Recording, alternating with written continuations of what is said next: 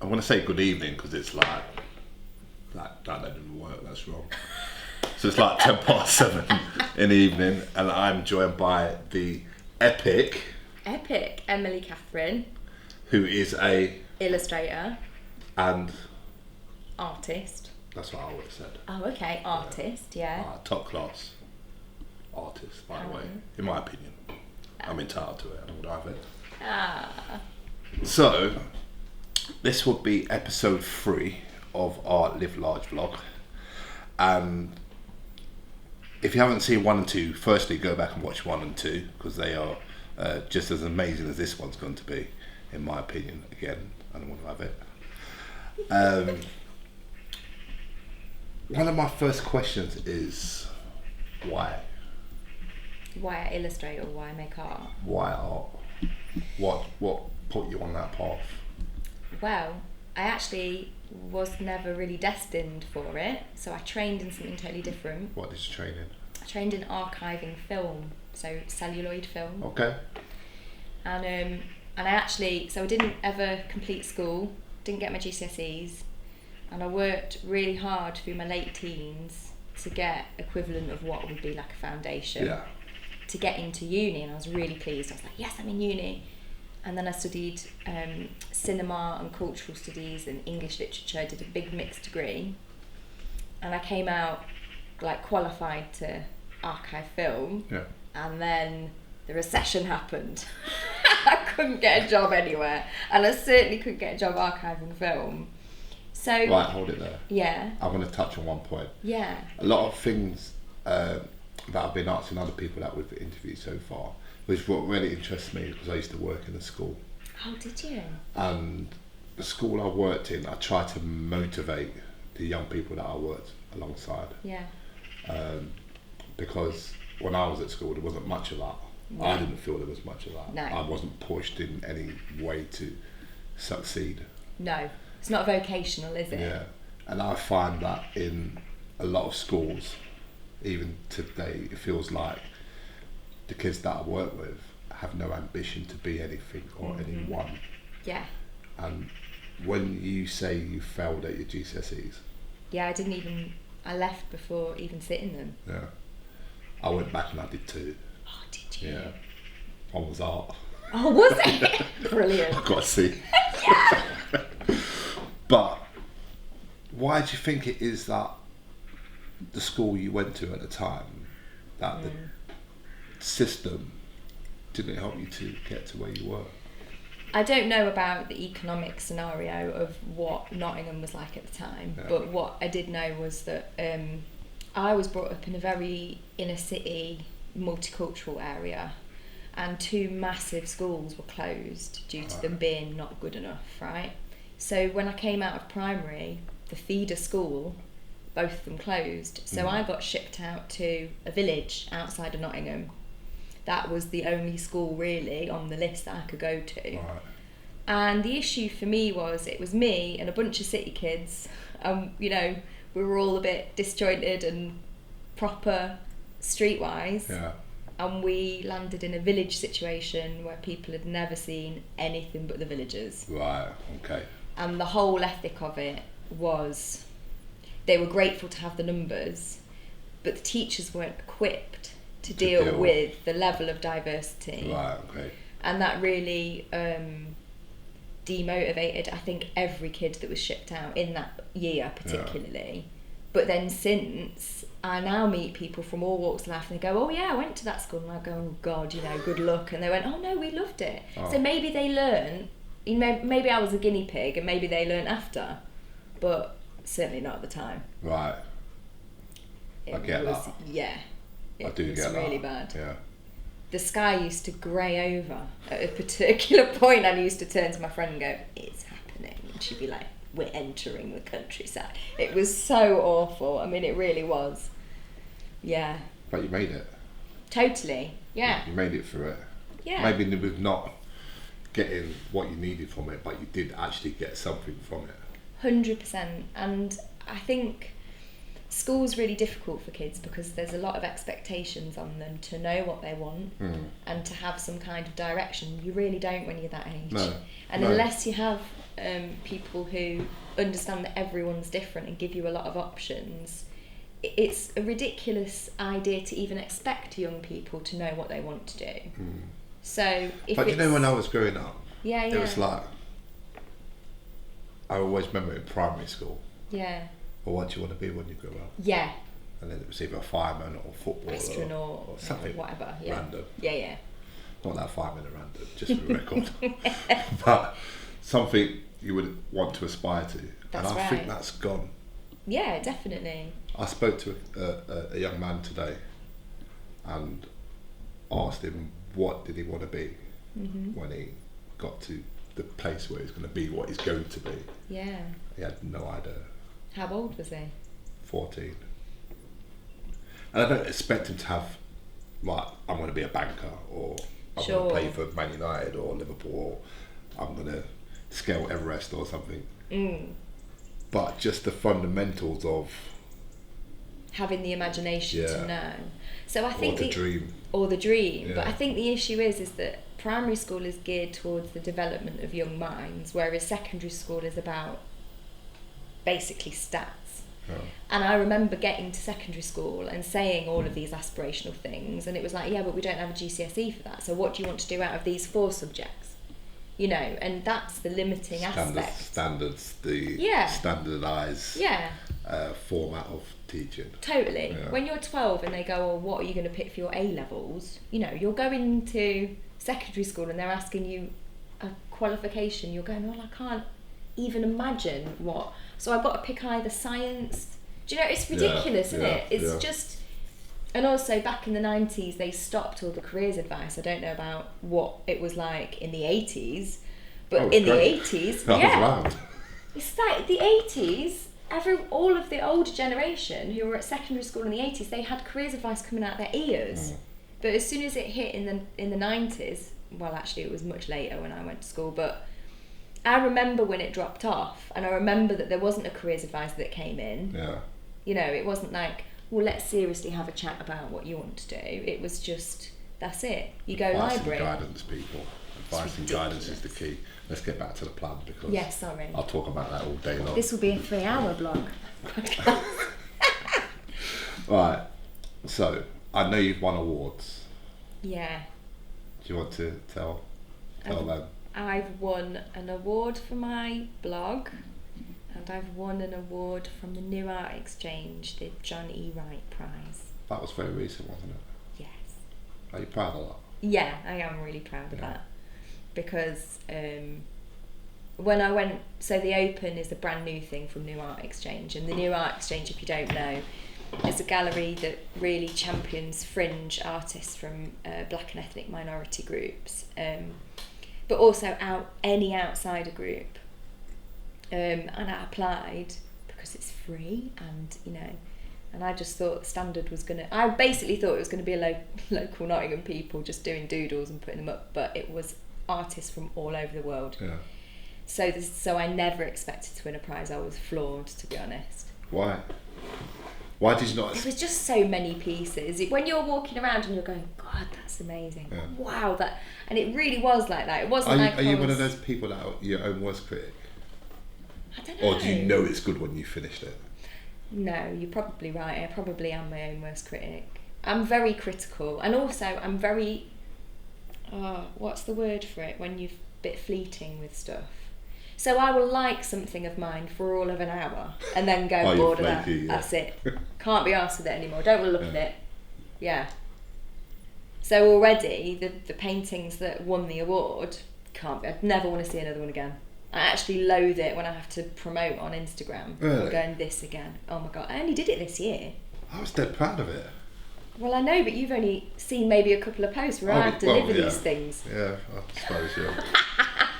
I suppose it's like doing a mixtape and then listening it back. Exactly. You know, wrote that record or that album over and over again. Or like, you know, the intro. Yeah. you've heard that intro again and again, and and if you've made it, it actually annoys you, doesn't it? Yeah. I can kind of relate to that, to be fair. Right. So, I saw probably about a year and a half ago, your illustration or drawing, painting of Biggie Smalls. Oh, well, I've done 2 now. I saw the first one on the time lapse. Yeah, that's the one. That's my favourite one. Yeah, I thought it was amazing. Thank you. What's the inspiration? So that was a private commission. Okay. But when he gave me the commission, he basically said, I want Biggie and I want Biggie with the crown on, but I want you to do whatever you want with it. So obviously hip hop is a massive part of my work. Hip hop's a massive part of my work, just in case you don't know. So for me, that freedom, when you get a private commission of this is who I want, go for it, that was such a gift because I really went for it. Yeah. So gold leaf, graffiti, ink everywhere, and all my faces are grayscale pretty much. Sometimes I do colour paintings if I'm asked, but is that just preference? It's preference, but also I really like pops of colour. I really don't like a lot of colour. I don't like it to blind you. Right. And sometimes focusing on a face is easier when it's in grayscale, so you can really study it if you're going to then put pops of colour. Okay. It's a bit like, you know, when you watch the television and someone's wearing a stripy shirt, and for some reason the stripes start to move on the television. When you've got a big painting and it's all just colour, you can't really focus on too what much to you're... look at. Yeah. So I like to pare it down a little bit. Cool. Learning loads. It's not just for you out there. It's inspiring because music and art really do go hand in hand in my eyes. Totally, yeah. From album covers to pieces like yours, graffiti, etc., etc. Yeah. Have you done any album covers, or is that something you'd like to do? Yeah, I've done a few. So I've done a couple for a guy called Obi, #Obi, and I think that was an album, and I did a single for him. Yeah. One for Sadiq Matthews, who did, can't remember the name of it, sorry, you can cut that out. Keeping that. But the biggest one and the most famous one was for Your Old Droog. It wasn't even close, so that had quite a lot of attention. And I've just finished an album cover for Michael Parkinson. Yellow Point, which is soon to be released, the magnum opus. It's in all reputable downloading and streamable sites. In other words, don't download it for free, she said. Yeah, please pay for it. Be helpful for everyone. What else have I done? And I'm about to do another album cover that I can't talk about. See, you say stuff like that, I can't talk about it. Yeah, I can't talk about it. It's like when I made contact to do this interview today, I was told that I'm working on a secret piece, and that intrigued me because now I want to know what that secret piece is. I know. But it's being tucked away. It's not where it should be. It literally has been tucked away. Yeah, but so I'm not going to press too hard. But if I can get an exclusive, that'd be great. Well, it's exciting. I'll give you an exclusive when it comes out. Yeah. Do an interview or whatever. But there are, you know, when I get hired to do stuff, a lot of the time you have to try and do it at the same time that the person's launching it, so I don't say anything. But I make loads of content, so I make a video, a time lapse, a GIF, photos, all of the rest of it, and I have to hold on. So there is one album cover that I've done for an artist in Brooklyn 3 years ago. Okay. And this man will not bloody release the album. I keep going, are you ready for this? Are you ready? It's done. It's a great album. You're going to release it or not? But I can't talk about it because he's not released it yet. Wow. A lot of great artists in Brooklyn. Yeah, he's alright. So, Emily, next question. Yeah. I think, I'm going to say, 2 years ago, this October, my mum passed away. And Emily's mum passed away not too long. Well, it was very close together. Yeah, I think it was a year and a bit now. Yeah. So it was dead close together, and you put out an illustration of grief. Yeah, sketch of grief. Yeah, and that really, really touched me, because at that point, with all the input from family and friends, and I think I kind of closed myself off a little bit, because I was trying to deal myself in that situation, because my mum was the closest one to me, and I never really lost anybody that close to me apart from my nan, and I was only little when it happened. So it was a crazy time. But when I saw that, I kind of got it. Kind of like, I just got it. If that makes sense. Yeah. And if you are in the process of grieving yourself at this time, I suggest you jump on and have a look, because I guarantee it will really help, because it just made sense from somebody who was actually going through that at the time. Yeah. That was the best way you probably thought you could help yourself at that time. Yeah, it was. So the issue that I had was, because my mum died young, and I'm, how do you say that? She didn't die young, but no time to die is the right time to die. But a lot of my friends hadn't ever experienced that, and I found it really difficult to explain what I was going through. Yeah. And similar to you, I was very close to my mum. I actually cared for my mum part-time and had done for many years, but it was just me and my mum. So I didn't know how to explain to the people that I loved what it really felt like. And I didn't make the sketch of grief immediately as it happened, because as you know, you're floored, you can't do anything. Maybe it was, so my mum died in August, maybe it was September or October, but I knew I had to try and tell them as quickly as possible, but I didn't have a lot of energy to paint something beautiful. No, so I had to do very simple, direct. Yeah, but what you did was so effective. Yeah. Because my mum passed in October, so. Yeah. And seeing that, it's like my wife, God bless her, she held me up for weeks. Bless her heart. And I'd always love her for that. Yeah. And I know not a lot of people know this, but I'm going to put it out there. The weekend my mum died, I wasn't going to go and visit. Oh my God. Because I had a job on. Yeah.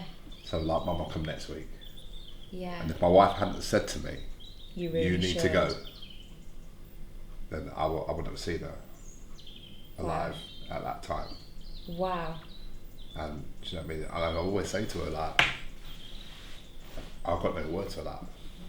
There are no words for that. Because if I had been my stubborn self, I would have just gone and DJ'd. I know. And then, in my head, she's going to be around next week anyway. I know. And you're hard working as well, I know you. So in your head you would have been like, well, I have to work. It'll be alright. So your wife's not only psychic in one way, like she's a bit magic, but also she got you through it. It's incredible. Yeah, I don't think I would have made it otherwise, to be fair. No. My kids were great, family were great, but I'm the only one living where I live. My family live down south, so my support network in the Midlands, great friends, family. Your piece of work, even knowing what you was going through at the time. Yeah, it was really nice when we talked actually, because I was like, well, thank God. I don't mean that in a horrible way, but it's just lovely when someone says, oh no, I'm going through the same thing. I had a lot of people on social media like getting in contact, but I couldn't talk. It's like you said, I couldn't really feel a way to let people know how you would feel, apart from saying, oh, I'm okay. I'm okay, I'm like just taking it day by day, like old chestnuts, you know what I mean? Yeah, and then so first of all, you'd never really believe that anyone is going to die. I don't know why we're brought up to believe that no one's going to die, because it's as certain as giving birth. Yeah, for sure. So how do you explain that? And then secondly, unless somebody has gone through it, you cannot describe it. No. It's impossible. So the sketch of grief was trying to explain how devastating it is and what happens to someone, and even if you can't explain it, what you should do with that person that's grieving. Because a lot of people would just check in and then that was it. It was just tumbleweed. You know, and it's like just a text. I think it's a really important piece of work. Thank you. I think that you should tell them where, and if they need to go and find it. Yeah, so you can. So any of my social media channels, I'm Emily Catherine Illustration, and on my YouTube, Emily Catherine Illustration. I think it's on my website as a link on my YouTube as well. Again, it's all Emily Catherine Illustration. And I'm making a sequel. Have I told you about that? So I'm making a sequel to the Sketch of Grief called The Sadmin, which is about the sad admin that you have to do when someone dies. Right. Because it is a full-time job, and there are people all over the country who've had to put a pause on their grief to get because stuff done, and that's me. Yeah. So even though I had that initial grieving period, I've had to really suspend all of my grief because I've got to go to a solicitor's and I've got to sort out all of the legal, and my mum didn't leave a will. I've got to ring offices of different providers every single day, you know, and I know that once all of that is over and probate is through, that's when I'll grieve, and that's a madness that, So I'm making another one about that because I had no idea that that's what you have to go through. And if you've got a big family and each person takes a job, it's fine. But if you're the only one, it's horrendous. I wouldn't have managed it without the family. Well, that's it, isn't it? It's like... I'm the youngest of 5. Oh, yeah. Surprisingly. Baby. Baby Andy. And my brother and sisters, they managed a lot. Right. There was stuff I had to do. Yeah. And I felt capable of doing at the time. Yeah. And there was stuff I just wanted no part of. Totally. But I suppose for you, you had no choice but to do it all. Did your mum leave a will? No. Yeah. No. So but that's I've not had to deal with that. I think it's really important, and that was not only the reason why I wanted to come here today. Your artwork's amazing. Thank you. Keep doing what you do. Thanks. Because we think at Born Big that you are living large in what you do. Yeah, thanks. Even though I'm small in stature. It's not about size. It isn't. Born Big is not about size. Born Big is about inspiring. Yeah. And I hope the things that you do in your life will inspire the next generation to do what they want to do. And that's why we're doing these sort of things and getting in contact with people like yourself. Exactly. It's all about doing it together, isn't it? Yeah, love that. Yeah. Yeah, I think that's enough because I feel like I'm going to cut. Cut.